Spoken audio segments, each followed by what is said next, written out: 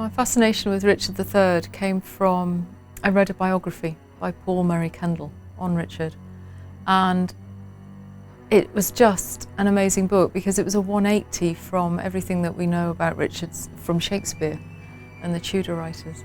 So that absolutely intrigued me, and I wanted to find out more because at the time I was working as a screenwriter, and I felt how does this one man exist in sort of these two parallel universes? How can he be so incredibly bad and yet the good Lord on the other side?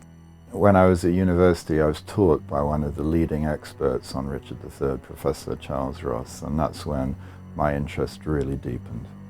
How did it feel when I found that spot in the car park? It's difficult to explain, really.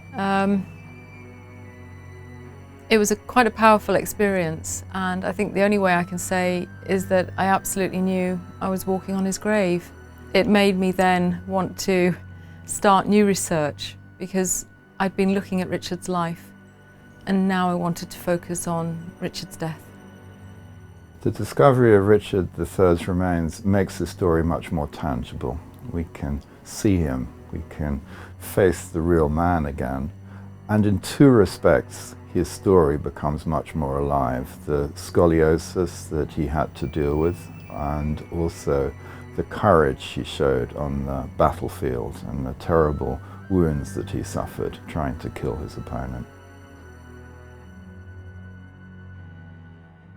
I think what readers will discover in the book, from the sections that I've been writing, is it's the untold story of the first ever search for the grave of an anointed king. They'll get to meet the team who were involved in the project and everything that happened on a daily basis, almost like a minute-by-minute account. I think they'll get to live the roller coaster that we were all living. And you know, as a screenwriter, if I'd put this into a screenplay, I think it might have been kicked back for a lot of it for not being realistic enough, but it really did happen as it's told in the book. And I think I wanted to put the record straight as well, because there's been an awful lot written about the discovery and about the project, about the dig, and I wanted to tell people how it was, how it really happened, how it got underway. This book will give readers a deeper and I think much more interesting view of the dig, far fuller view than the TV program could show. And on the history side, the book will bring out, I think, a more rounded picture of the man with some very exciting new archival discoveries thrown in to boot.